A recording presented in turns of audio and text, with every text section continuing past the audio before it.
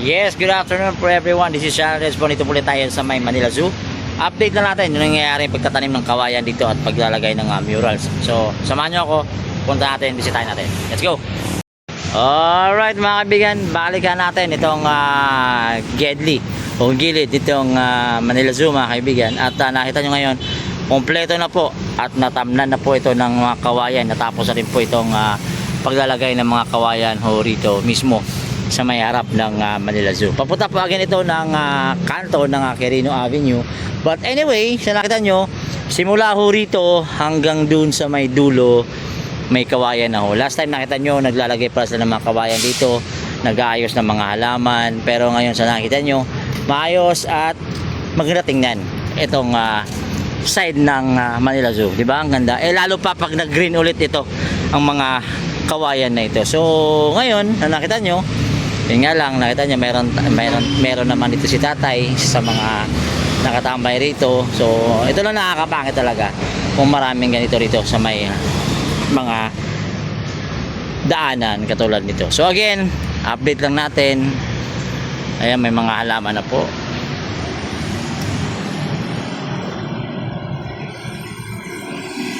Yun. Tapos yung murals mga kaibigan, patuloy po itong pinipinturahan.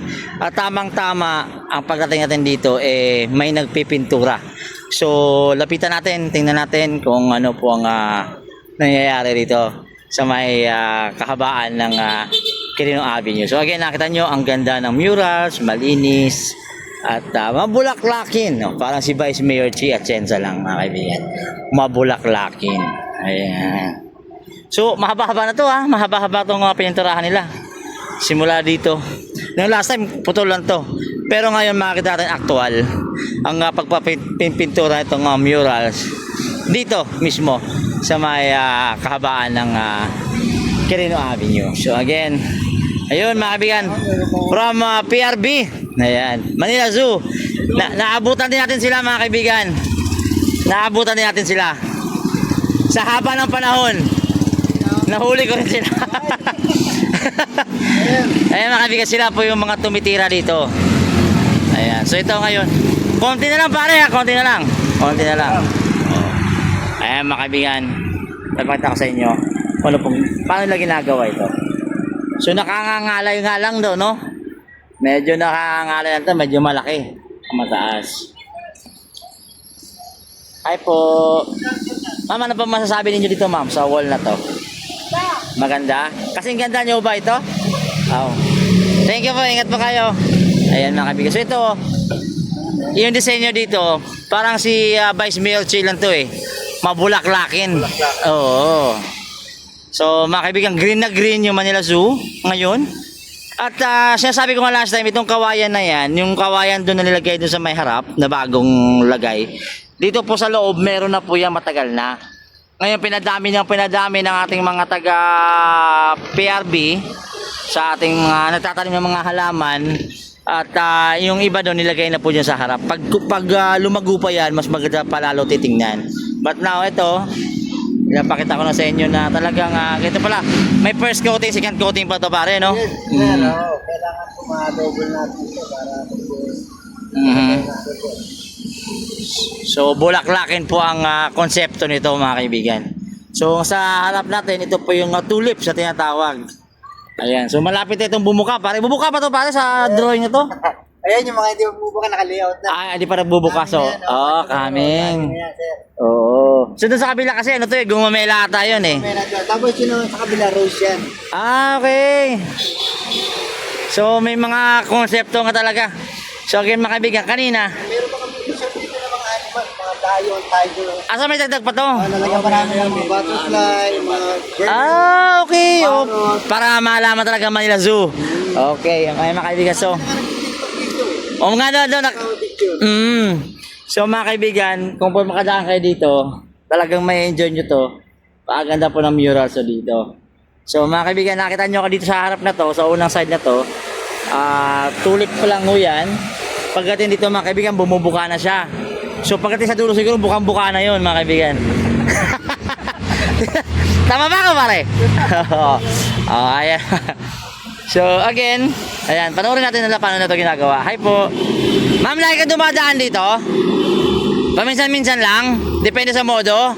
Yun, depende sa modo daw. Ingat po, salamat po.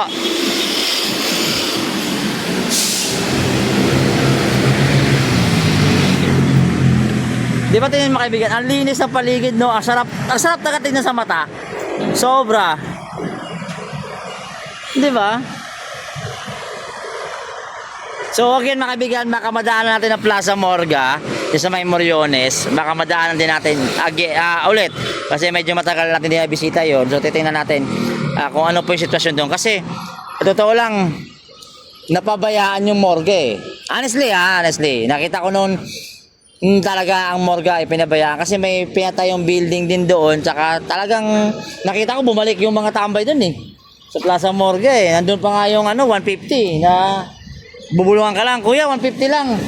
Oo, nandun yun sa may morga. Nakakatakot pare, no? Nakakatakot yung 150, no? Loli pa din eh. Oo, pagbalik mo sa bahay mo pare, diretso ka ICU. Oo. Hi sir. Loli Papalas.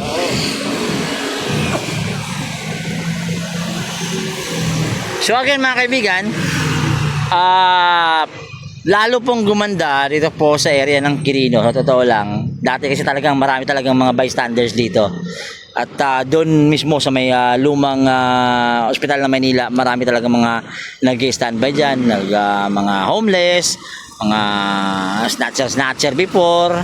Pero sa ngayon mga kaibigan, medyo naayos na at nawala na sila. May pinaka-naka naman, hindi naman perfect, pero sometimes meron talaga pa rin natitira dyan. At siguro marami din ka nakita sa mga vlog na nadadaanan nila dyan, nabibidyo nila dyan. Marami pa rin natira. Pero sa ngayon, dinadahan-dahan pong ibalik ng ating mahal na Yorme at ang ating Vice Mayor Chi Atienza ang pagpasa sa ayos at pagpapaganda. Hindi naman ganun ho kadali yun. Maging totoo tayo sa realidad mga kaibigan, hindi ganun kadali ayusin ang isang lungsod. Sa marami dyan kasi nagpuputak na ganito, ganyan, daming satsat. Gawin nyo rin kaya, tumulong na lang kaya tayo para at least, yan ang ugali kasi ng Pilipino eh, yung isa na napupuna, namumuna ng mga bagay-bagay, kung pwede naman dapat makatulong, di ba? Matulungan na lang muna tayo kaysa dahil pang satsat. So again, balik tayo ito po sa susunod na Manila. Ito po yung sitwasyon dito sa may kabaan po ng Manila Zoo, kanto ng kabaan ng Quirino Avenue. Again, so ayan po, patuloy po ang pagpapaganda, pagpalilinis at paglalagay ng mga pintura. Sabi ko nga mga kaibigan, sabi nila ni Kuya kanina, sabi nila ni Sir, may lalagay pa daw ng mga animals dyan. So hindi lang ito, unang part pa lang to. So may mga animals daw nilalagay dyan. Siguro mga monkeys, mga giraffe, elephant, mga drawings dyan. Kung ano po ang nagre-represent nito ng Manila Zoo. Siyempre, mga kaibigan, sa inisyatibo po ng ating mahal na Director Pio Morabe, ito ay nagagawa ng paraan. Kahit alam natin hirap na hirap sa pondong syudad, pero nagagawa ng paraan ng ating direktor at ng ating Yorme, syempre, at ng ating Vice Mayor. At saka mga konsyal na rin mga kaibigan, sila kasi din yung malaking tulong dito. So again, mga kaibigan, ito po si Shala Reds. Magandang araw po sa inyo. Mag-ingat po kayo. Update natin po sa Manila Zoo. Ingat po tayo. Manila, great.